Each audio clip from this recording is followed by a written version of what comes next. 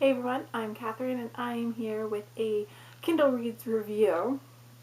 So, this is called Full Court Press and it's by Ashley Rose. Now, an interesting thing about this book, it was one of those ones that was originally published on Fiction Press, along with, I've done another review for it, Sarah J. Maas got her start there, Mandy Hubbard got her start there for writing.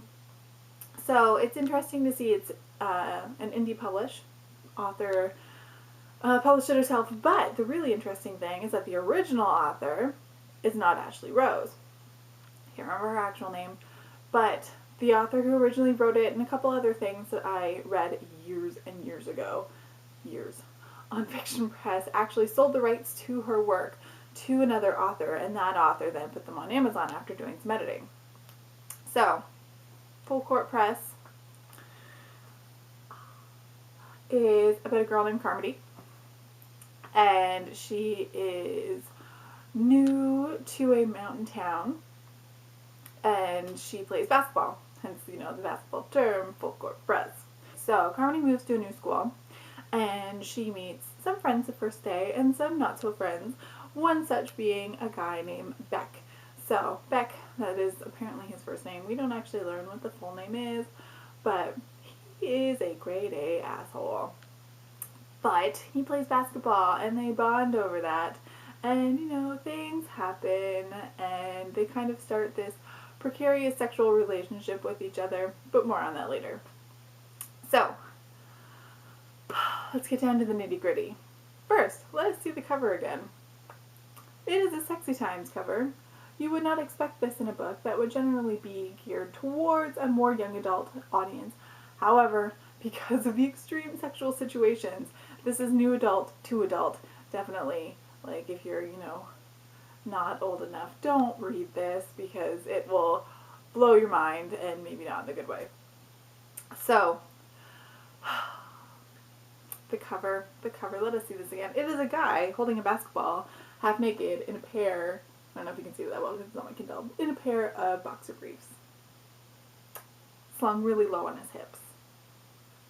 I mean, all in all, a great romance cover for a book, but, yeah, it's a little, at least you know what you're getting when you first see it and start reading it. It's kind of like a disclaimer all unto itself. This book was, okay, I read it years ago on Fiction Press when I was in high school, and I loved it then. Since then, of course, it's gone through a lot of editing. Some of the storylines have been taken out completely, but it still needs a lot of editing. A lot. It is stuck in the early 2000s as far as technology goes, which, not a bad thing. That is not a bad thing. It's just it needs to be a little more or less obvious, I think. As well, the writing style. I mean, there were times when the writing was really choppy, and I was just like, really, why would you word it like that? Really? So it needs a professional editor to really go over it and really just like hammer it out, because it's pretty long. It took me a while to read. I mean, like, it was a decently sized book, which was good. There was a lot to it. Let me get to the content. So, fair warning. These teenagers practice light BDSM. It's a little interesting. I mean, I'm not going to judge because I am sure this really does happen in high school. Case in point, the high school I went to had a group of girls who called themselves TDA, which stood for Teen Dyke America. Yeah, classy ladies. And they would do things to each other at parties and to other guys at parties while people watched. And then I would hear about it the next day at school. Stuff happens in high school that would blow your mind. So I'm fully open to the fact that they are, in fact, in a BDSM type relationship. I mean, yeah, there are sex stores. You can easily go in if you pass for over 18, buy stuff. So, yeah, and that's what the internet's for. So that aside, I mean, the sex scenes were good. They were well written.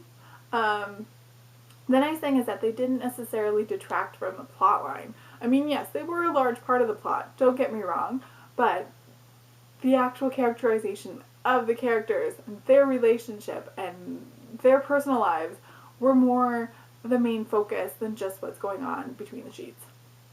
Or not between the sheets, because it didn't really happen in a bed all that often. The actual story was pretty good. I mean, you're taking Carmody and Beck. You see them coming together in this sexual relationship that does start to leak over into other things. Like Carmody starts helping him with his homework, and then it becomes a lot more personal on a family value where she gets introduced to his sister, which I'm not going to throw that out because that's a big plot line for a while. But it's, you see the affection that they show for each other while, together, really making a play into the rest of their lives. And it's interesting because it makes them grow as people. Carmody is far too open and, a little naive. And this helps her grow as a person as well. And Beck is way too closed off and definitely not naive. But it helps him to become more open to other people wanting to actually be in his life for the right reasons. I did have to pay for this book. I did only pay for it thinking that it was the original author, but I don't regret buying it. It was only a few dollars. No big deal. Mostly I wanted to see how it had changed since I had read it 15 years ago, 10 years ago. 10 years ago makes a lot more sense. 15, I would have been way too young to read this. You know what? I would suggest that you go and try it for yourself. Read the reviews, come to your own conclusions about whether or not you want to try it, and then go into it with an open mind. Because a lot of stuff's going to happen where you're just like, I think it's good. You know what? I think I would have enjoyed it a little better had it have been set in more college, especially with the sexual situations going on. And, I mean, one of the really ridiculous things that happened is, so Carmody moves with her two parents to this new town that by highway, like traditional highway, is 2 hours from the town, but is only 20 minutes if you take this, back access road that goes to their house, which, of course, in the middle of winter, and being in the mountains, you get a lot of snow, was not functional. So I kind of just wonder, really?